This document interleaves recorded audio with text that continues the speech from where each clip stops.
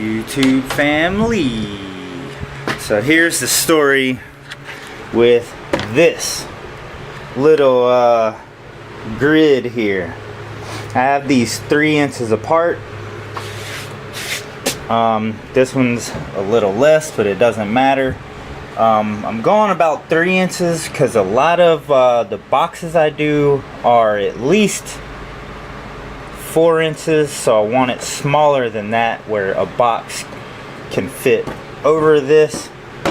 And the reason for this is putting finish on stuff like this. You can see where I had something sitting on there and I had finished the bottom, sat it there, and the finish actually got on the wood, and then the wood of course makes marks on the bottom of the work. So I want a finish board where the bottom of stuff doesn't touch, so I can sit like candle boxes on it without it touching, or a birdhouse that has a wet bottom, I can sit it on there without touching. Your mom has a wet bottom.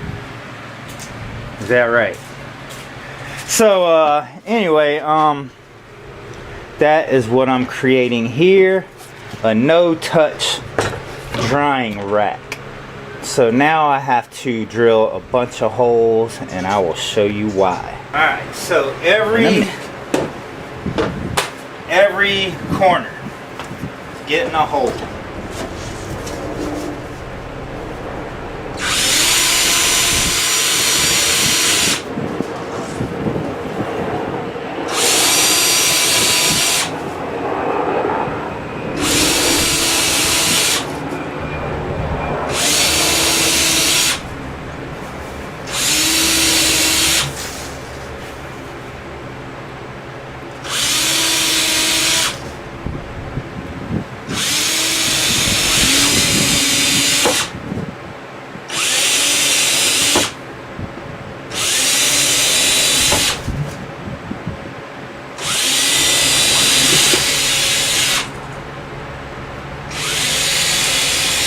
Alright, now we want to sand it a little bit, make it smooth.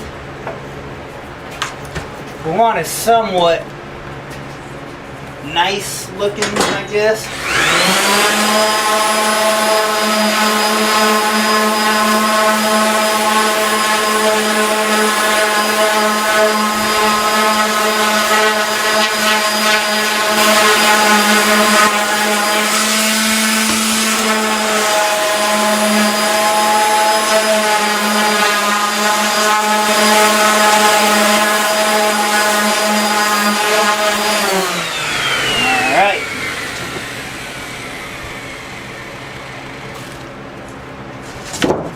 Now we're going to take these 2 boards, put them together, get us a drill,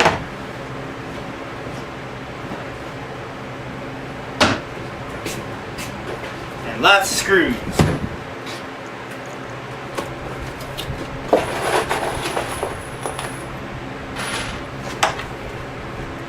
Now we're going to drill a screw in every hole. Just like that. Every hole gets a screw, like Holly's mom.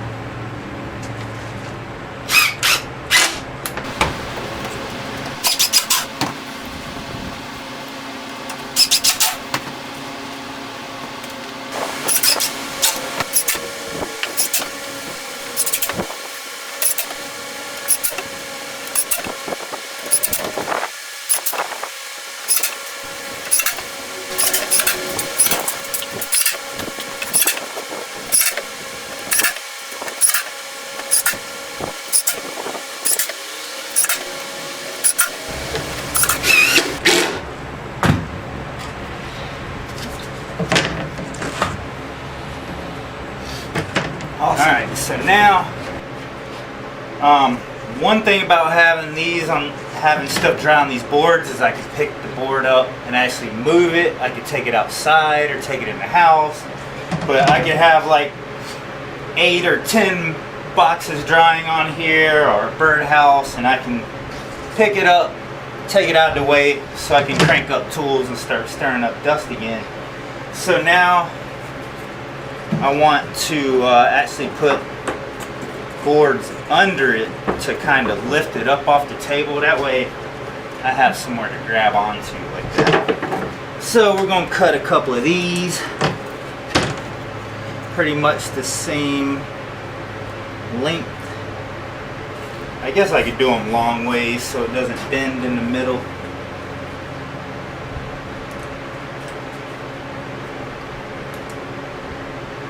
Just gonna cut those like that.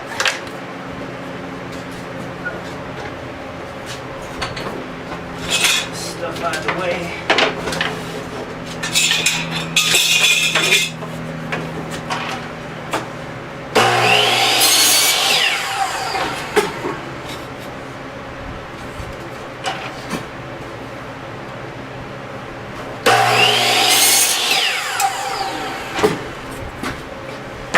Now we're going to mount these like so.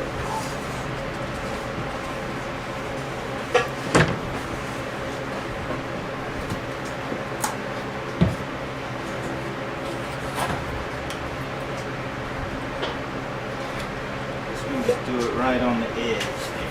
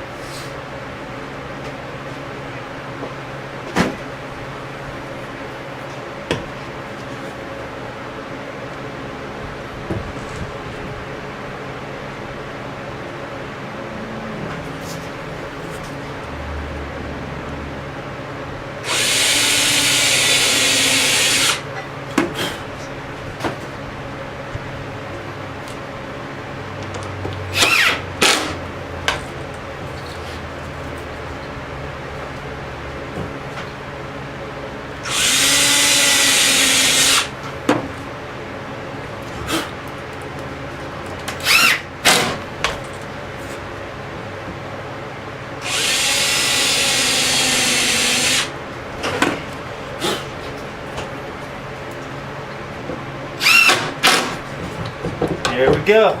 A little tiny bit wobbly, but whatever. Still gonna do the job. I might have to flatten out once I start putting weight on it. But, yeah. Anyway, now I can dry stuff on it.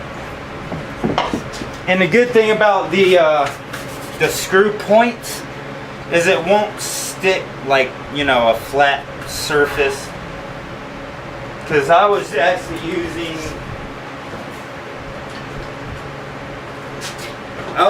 cutting out little triangles like this, and I was actually sitting triangles down like this, and then every time I moved something, the triangles would either fall over and move, or they would stick to the bottom into the finish.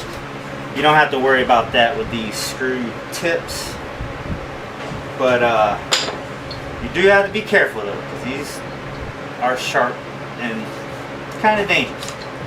but they're awesome. So I'm gonna use probably that board to make one more. And I also have some stuff outside drying, I'll show you. It's real breezy today, so I had this stuff outside drying. This is how I've been drying my birdhouses when I do like underneath, you know, the roofs and the bottom. So now that I have these drying racks, I can just sit this down. That way I can do the bottom and the rest of the house at the same time without ruining anything. And then I got these on top of the truck out here on another little rack that I made. So you can see, you know, they don't create any problems. You just sit them right on there and let it dry. Voila. So that's why I just came up with the screw drying rack.